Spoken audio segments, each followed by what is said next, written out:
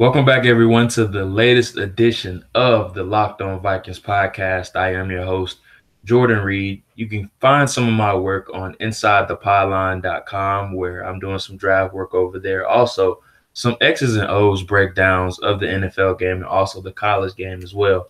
You can also find some of my work over at ClimbingThePocket.com, a website that I founded alongside three of my other friends, Yinka Allende, Jason Brown, and Miles Gorham, who helped put that website together along with me, just going over some Vikings content and a host of other football things as well. We also have a podcast as well that you can also check out.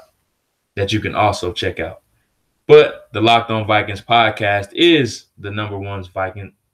But the Locked On Vikings podcast is your local source and the number one Vikings podcast. I don't like that. Welcome back to another edition of the Locked On Vikings podcast. I am your host, Jordan Reed. You can follow me on Twitter at JReedNFL. That's at JREID NFL. You can also find my work on InsideThePylon.com, where I've written a host of articles about X's and O's, about the game of football. You can also find some of my work over at InsideThePylon.com, where I've written a host of content about the X's and O's of the NFL game, also the college football game as well. So make sure you go and check that out. You can also find some of my work over at ClimbingThePocket.com as well, where I've wrote. You can also find some of my work over at ClimbingThePocket.com, where I've written a host of articles about Vikings content and also a plethora of other football-related things as well. We have a great show. On tap for you guys today. The biggest thing we're going to talk about. We have a great show on tap for you guys today. What we're going to be discussing is my biggest takeaways from training camp so far. The Vikings had a day off yesterday. The Vikings had a day off yesterday. The players did not have practice yesterday. And the Vikings had a day off yesterday where they did not have practice. And they just had meetings for the most part, still continuing to install some plays, review the film from some early practice sessions as well. But the team is back at it today, and I'm excited to see how they build off the momentum that they have built so far. Just some of the takeaways that I will be going over. Dalvin Cook and his progress from his knee injury, the progress of Mike Hughes and Holton Hill, some early names that we're excited to hear about so far. And I want to cover the offensive line injuries as well, because that seems to be a big topic of debate right now, with Pat Elflein still out on the PUP list and also a new injury added to the injury list, and Mike Remmers suffering a high ankle sprain. So those are just some of the things that we're going to be covering today.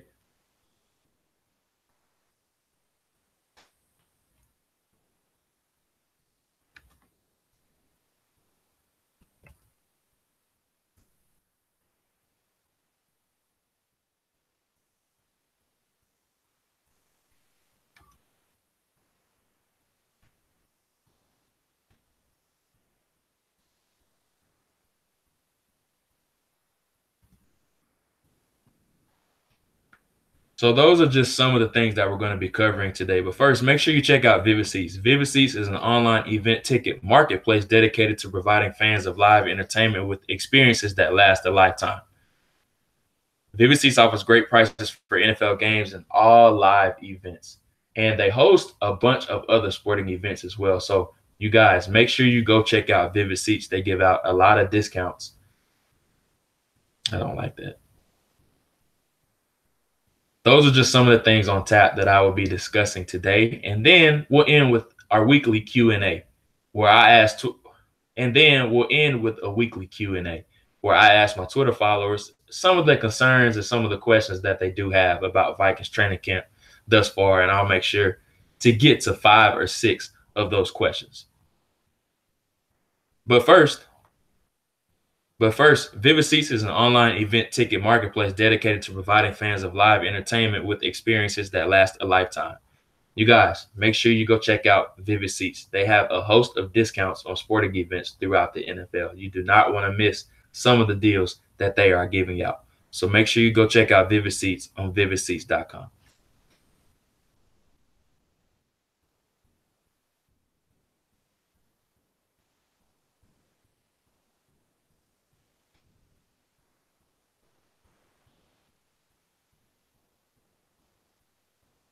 So let's jump right into it. Let's talk about Dalvin Cook and how he's recovered from his torn ACL from a year ago. Just shedding a light a little bit on the situation. So let's jump right into it. Dalvin Cook and his injury situation and how he's recovered from that to this point. I sent out a tweet about a week ago talking about how he's been fully cleared by the doctors to not wear the brace in training camp and for all team-related activities. And that's what we're seeing in training camp so far to this point. Dalvin Cook looks fantastic. Everyone in the big media has been talking about how great he looks. He finally looks like his pre-injury self, and he looks fully recovered from that torn ACL from a year ago where he suffered in week 4 against the Detroit Lions. And Dalvin Cook is one player that I'm supremely looking forward to seeing play next year. You talk about a guy that's proven to be a bell cow running back, and he looked like he was going to be one of the better running backs in the NFL last year. He got off to a supremely fast start in week 1 against the New Orleans Saints, where he got off to a bit of a slow start in the first half, but as the game went along and he started to get comfortable, you saw that huge talent that a lot of draft evaluators saw in their pre-draft scouting reports of him. Now, everyone knows about the off-the-field issues that he did have and the draft slide that he did suffer, and the Vikings ended up getting him in the second round where they did have to trade up a couple spots. But he essentially fell into their laps. And I think they're going to get a huge return on their investment this year with Dalvin Cook.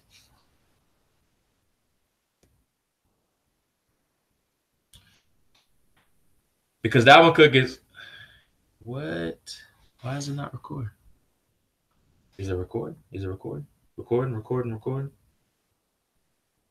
I think they're going to get a huge return on their investment this year in Dalvin Cook because I love Jerick McKinnon. I love what he brought last year, and I'm a big fan of Latavius Murray as well. But both of those guys are not what Dalvin Cook is, and they don't have the type of star power that Dalvin Cook has in the future.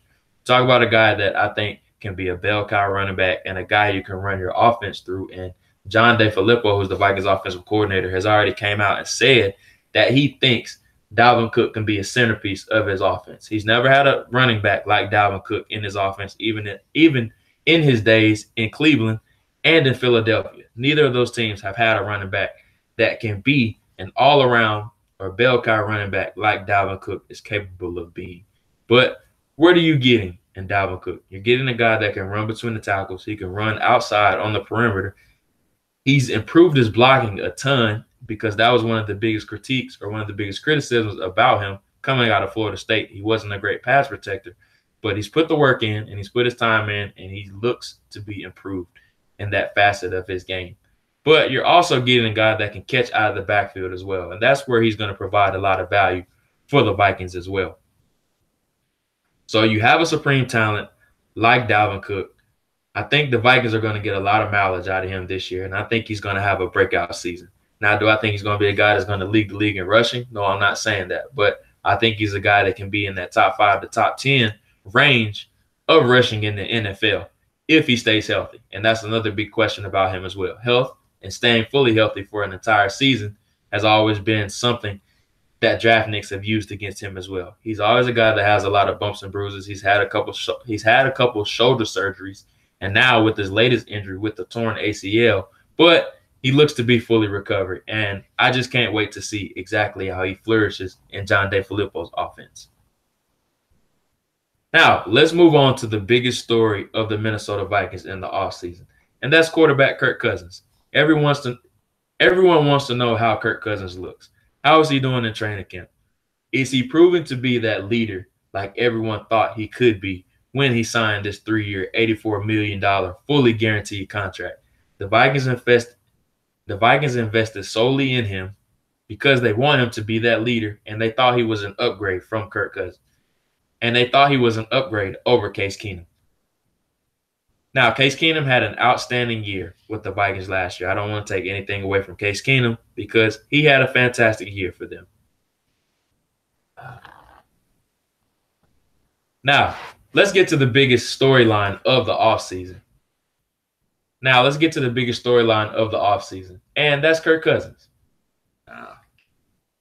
Now, let's get to what was the biggest offseason storyline for the Minnesota Vikings. And that's bringing over Kirk Cousins from the Washington Redskins.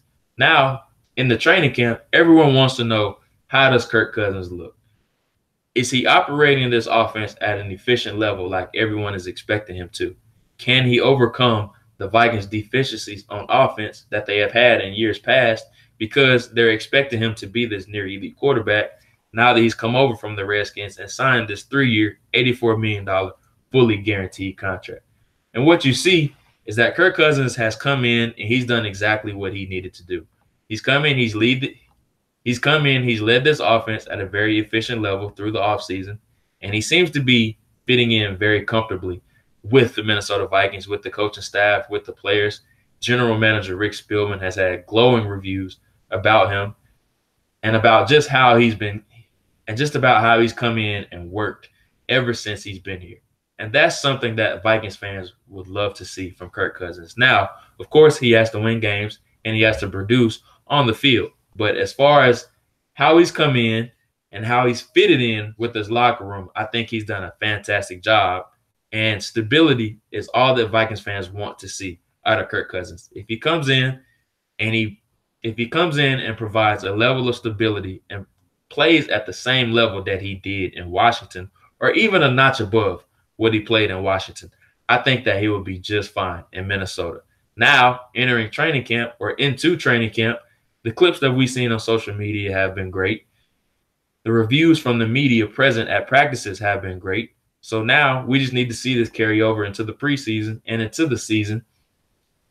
And it's a playoff games. And now he needs to go and win a Super Bowl, because that's the biggest reason why the team brought Kirk Cousins in here. They didn't bring him in here to get back to the NFC Championship game. They wanted him to be an upgrade over Case Keenum. Case Keenum got the team to the NFC Championship game. Now they want to see him get the team over the hump and get that illustrious first Super Bowl win, because Vikings fans are dying for that first Super Bowl win, and Kirk Cousins needs to be a big piece of that. If not,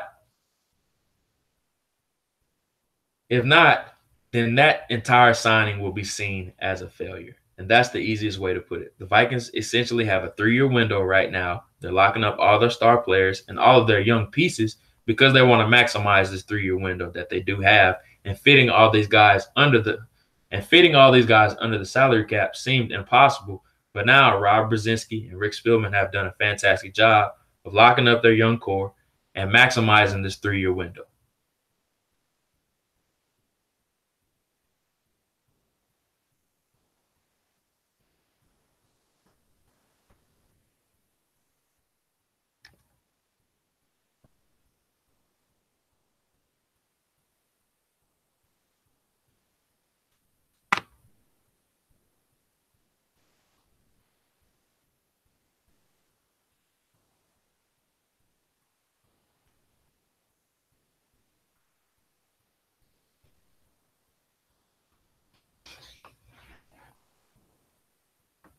The big news of the week came with wide receiver Stefon Diggs. Stefon Diggs signed a 5-year, $81 million extension. The big news of the week, and a lot of fans actually woke up to this, was wide receiver Stefon Diggs. The big news of the week was that wide receiver Stefon Diggs signed a 5-year, $81 million extension. It's something that fans have been clamoring for all summer. After the Minneapolis Miracle, he's now seen as the face of the franchise player. And now that he's signed this huge, massive extension, things change for Stefon Diggs. How do they change? His expectations for himself and of fans go up higher, because now he's being paid as a top 10 receiver, and fans want to see him perform at that level. And I think he has to this point, but the biggest thing with Stefon Diggs is that now he needs to stay healthy to now where he can reach that 1,000-yard mark and surpass that mark, because now if he's able to reach that, he will enter into that upper echelon of wide receivers in that upper tier like he is being paid to do. In training camp, he has taken steps towards that. With elite players, you want to see them dominate the competition. And that's the storyline that I'm looking at with Stefon Diggs. He has dominated the training camp competition. What you see in these clips from training camp and the articles that you're reading about him is that he's looking like a near elite player. And that's what you want to see from Stefon Diggs, considering that he just signed this massive deal. Now you want to see him take that next step into that upper tier of wide receivers, like an Antonio Brown, like he was built to be, or has the potential to be later on down the line, maybe midway through his deal. Maybe we'll start to see some numbers like an Antonio Brown does have, or some abilities like Brown does have. If Stephon Diggs is able to reach that type of peak, I think fans will be very satisfied with how far he's come along from his rookie year, and him being paid like an elite receiver. If he's able to reach that elite peak, that's something that fans will be happily satisfied with.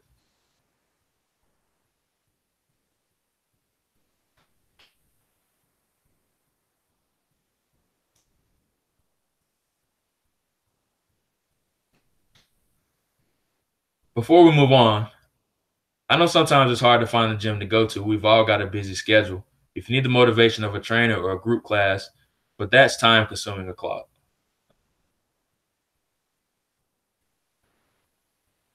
Before we move on, I just want to let you guys know Nordic Track has a series of training equipment to give you amazing workouts in the convenience of your home, including treadmills, exercise bikes, incline, and strength. There's a special offer for Locked On listeners to get $75 off your Nordic Track purchase by visiting NordicTrack.com.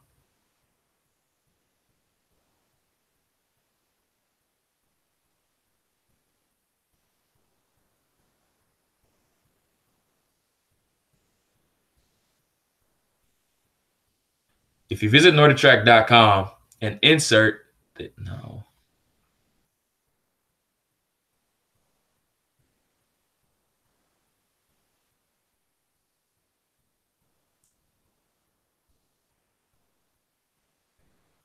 Before we move on, Nordic Track has a. Before we move on, I just want to let you guys know Nordic Track has a series. No, don't say that. Before we move on, Nordic Track has a series of training camp. Before we move on, I just want to let you guys know that Nordic Track has a series of training camp. Before we move on, I just want to let you guys know that Nordic Track has a series of training equipment that gives you amazing workouts in the convenience of your home, including treadmills, exercise bikes, incline trainers, and strength. There's a special offer for Locked On listeners where you can get $75 off your Nordic Track purchase by visiting NordicTrack.com/LockedOn and using the offer code LockedOn. So make sure you guys go check that out. Again, that's NordicTrack.com. Make sure you use the special offer code LockedOn.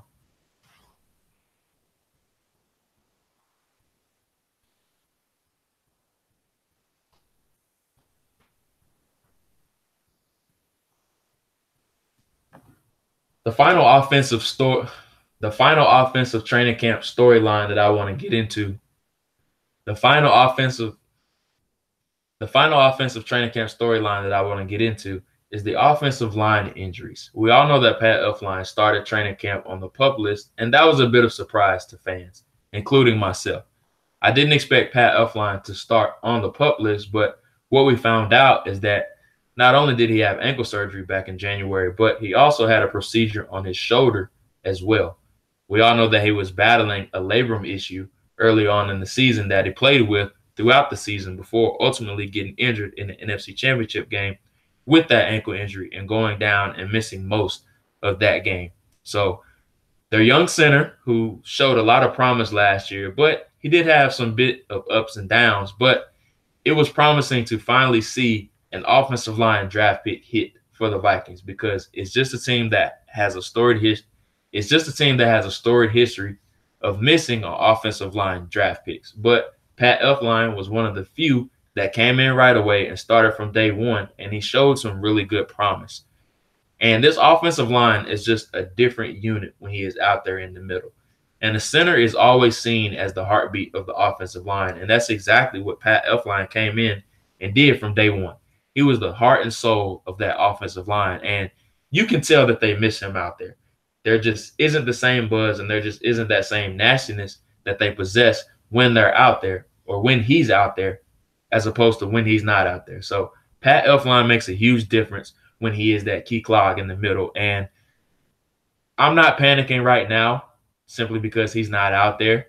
But if he's not out there by next Monday's practice, I think fans are going to start to get a bit antsy because Mike Zimmer said that he's going to be out about a week. And That's about that week time frame once that Monday practice hits. So if this injury lingers, it's definitely something to monitor. And fans, rightfully so, have the right to worry about Pat Elflein if this injury continues to linger and he starts to miss preseason games and it lingers into that week 1 game against the San Francisco 49ers.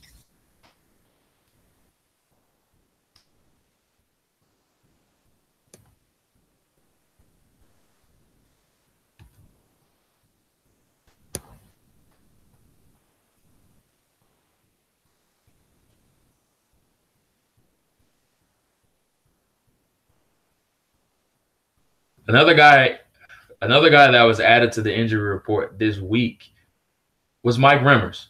And he was a key free agent addition last year coming over from the Carolina Panthers, who had a decent year last year. That shuffled them a bit from right tackle to right guard throughout the year because they suffered some injuries. And the emergence of Rashad Hill allowed them the flexibility to move him over to that right guard spot where that seems they moved him over to that right guard spot due to the flexibility of Rashad Hill. Oh, man. All right. Let's try this again.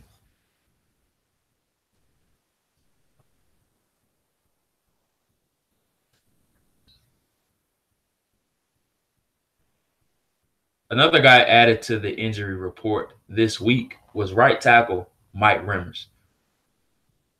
The key free agent addition from the Carolina Panthers last year that played a little bit of right guard and mostly right tackle for the season last year. The emergence of Rashad Hill at right tackle allowed the team to slide him inside to right guard, and Pat Elflein suffered a few injuries last year to where they had to shuffle that side a bit as well.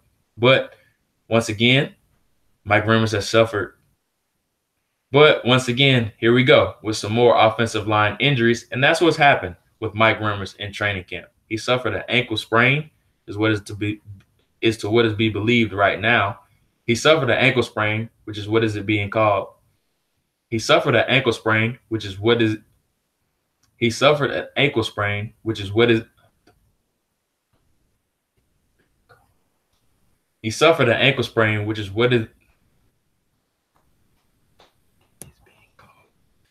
he suffered an ankle sprain, which is what it is being called right now. So we'll see what happens with that, and if it lingers, longer in the training camp. That is definitely something to monitor because Mike Remmers is one of the few proven guys that they do have on the offensive line at that right guard spot. Everyone behind him is essentially an unproven guy outside of Tom Compton, who isn't much more than a depth piece for the team right now. So they have Danny Isidora. They also have rookie Kobe Gossett, but both of those guys are essentially unproven at this point. And offensive line is the one area where this team cannot afford injuries at all. With Remmers going down and with Elflein being down, those offensive line injuries are starting to stack up. And you can combine that with Rashad Hill battling the flu. So obviously the flu is something that Rashad Hill he will eventually get over. But he's missing those valuable reps. He exited the first 2 days of practice, and now he's come back, but he's still missing those reps that you want him to get. So the offensive line injuries is definitely something to monitor as we go along in training camp.